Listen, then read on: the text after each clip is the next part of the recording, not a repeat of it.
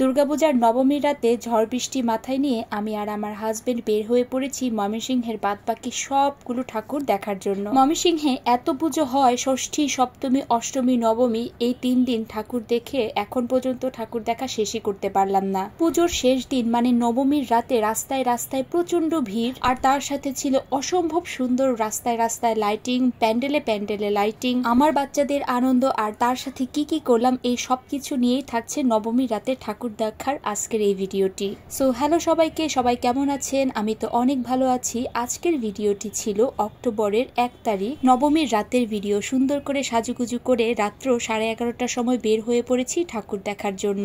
সবার প্রথমেই আমরা চলে গিয়েছিলাম ময়মনসিংহের থানার ঘাট ঠাকুর দেখার জন্য। রাস্তায় দেখি এত ভিড়, মানে ঠেলা ঠেলি করে ভেতরে ঢুকতে হচ্ছে। নবমীর দিনই যেহেতু পুজো শেষ হয়ে যায়, তাই রাস্তায় রাস্তায় থাকে প্রচন্ড ভিড়, আর এই প্রচন্ড ভিড় উপেক্ষা করে ঢুকে পড়লাম প্যান্ডেলের ভেতরে। কালী পুজোয় হোক বা দুর্গা পূজায় হোক, প্রতি বছর থানার ঘাটের পূজাতে এত সুন্দর করে লাইটিং আর ডেকোরেশন করে যা দেখার মতো। গত বছর তো আরো সুন্দর করে করেছিল। আর তার সাথে এত ভিড়ের কারণ হলো সবাই দাঁড়িয়ে দাঁড়িয়ে সেলফি তুলছে, ছবি তুলছে প্রিয়জনের সাথে, বা প্যান্ডেলের কোনো একটা জায়গা খুব সুন্দর হলো সেখানে দাঁড়িয়ে ছবি তুলছে। এই ছবি তোলার জন্য কিছুটা ভিড় হয়ে যাচ্ছে।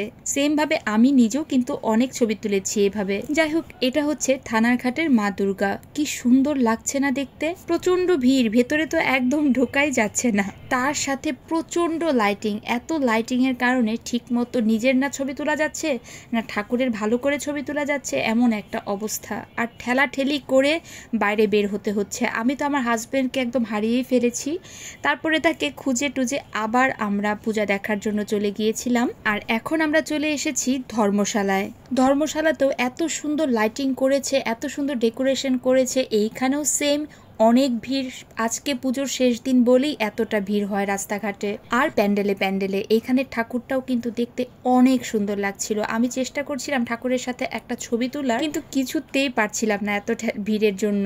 এরপর আমরা রঘুনাথজির আখড়ায় গিয়েছিলাম, সেখানে ঠাকুরটাও অনেক সুন্দর। আর আমার হাজবেন্ড এত ভিড়ের মধ্যে একদম গরমে সেদ্ধ হয়ে গিয়েছে।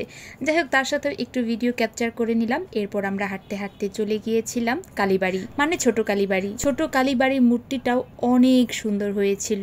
তার সাথে সেম অনেক ভিড়। এরপর আমরা হাঁটতে হাঁটতে চলে গিয়েছিলাম ময়মনসিংহের ডিএন চক্রবর্তী রোড। সেইখানের রাস্তাটাও পুরোই লাইটিং করে ফেলেছে, এত সুন্দর করে লাইটিং করেছে।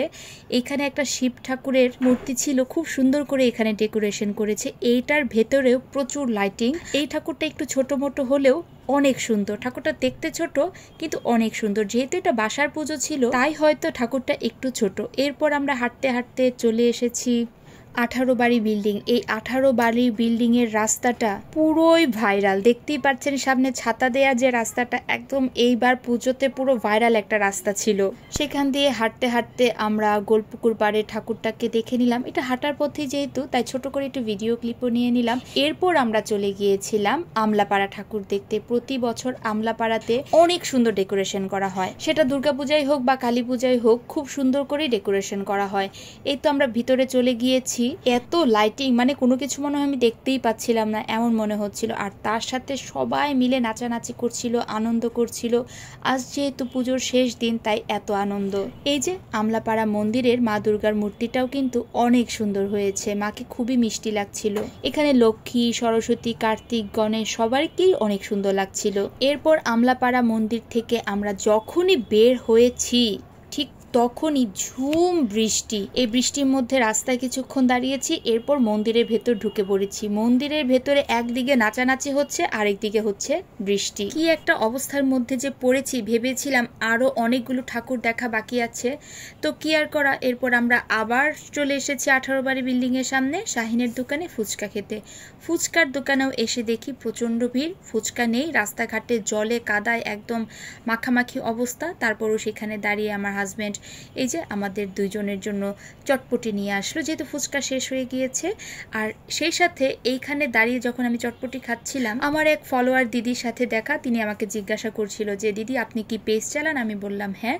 তো ওনার সাথে বেশ কিছুক্ষণ দাঁড়িয়ে দাঁড়িয়ে কথা বললাম। আর এই যে বৃষ্টির মধ্যে দেখছিলাম আমার চুলগুলো জাস্ট যা নয় তা একটা অবস্থা হয়ে গিয়েছে। এত সুন্দর করে সাজুগুজু করে বের হয়েছি, তো কি আর করা। এরপর আমরা চলে এসেছি আমাদের এলাকায় মানে স্বদেশী বাজার মন্দিরের সামনে যখন এসেছি তখন প্রায় রাত্র 1:45 মতো বাজে। আর এই যে রাস্তাঘাটে প্রচুর ভিড়, 1:45 বাজে কেউ কি বলবে, প্রায় 1টার মতোই বেজে গিয়েছিল। আর ওই যে দূরে সবাই নাচানাচি করছে, তো এদিকে সবাই নাচানাচি করতে থাক। এখন বাজে প্রায় রাত্র 1:30টার মতো। আমি আর আমার হাজবেন্ড বাসায় এসেছিলাম। বাসায় এসে ত্রিধা আর শ্রেষ্ঠাকে নিয়ে এসেছিলাম মন্দিরের সামনে। তারা অনেকক্ষণ এখানে বসে আনন্দ করেছে, নাচানাচি করেছে, অনেক আনন্দ করেছিল সেদিন আমার বাচ্চারা।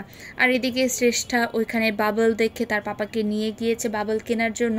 তাদের 2 বোনকে 2টা বাবল কিনে দিয়ে হাতে ধরিয়ে দেওয়া হয়েছে। তারা তো মনের সুখে এখানে বাবল ফুলাচ্ছিল। যখনই ত্রিধা তার পছন্দ মতো একটা গান পেল, সে তো বিশাল নাচ। কপিরাইটের জন্য এখানে দিলাম না। এই নাচটা কিন্তু আমি রিল হিসেবে একটা আপলোড করেছি, চাইলে কিন্তু তোমরা গিয়ে দেখে আসতে পারো। পুজো নবমীটা চলে গেলেই মনে হয় যে পুজোটা শেষ হয়ে গেল, চোখের পলকেই দুর্গাপুজো শেষ হয়ে যায়। মা আসবে, এই আনন্দটাই আসলে অন্যরকম সুন্দর। আসলে দুর্গাপুজো আসবে, এই দুর্গাপুজোর জন্য আমরা যতটা এক্সাইটেড থাকি তার থেকে মনে হয় বাচ্চারা আরো বেশি এক্সাইটেড থাকে। এখন আমি আমার বাচ্চাদের দেখি তারা একদম খুবই এক্সাইটেড থাকে দুর্গাপুজো আসবে এই বিষয়টা নিয়ে।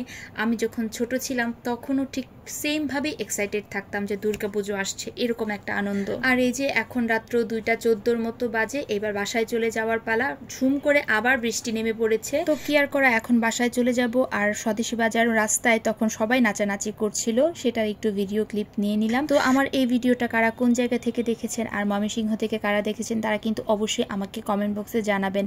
ভালো লাগলে আমার ভিডিওটা অবশ্যই সবাই লাইক আর কমেন্ট করবেন, আর আমার পেজটাকে ফলো করে দিতে কিন্তু একদম ভুলবেন না। তো চলে যাচ্ছি বাসায়। রাস্তা একদম জলে মাখামাখি অবস্থা। আমাদের সবার পুজো দেখা এবারের মতো শেষ। দেখা হবে দশমীতে, যে আমি সুন্দর করে সাজুগুজু করেছিলাম সেই ভিডিওটা নিয়ে।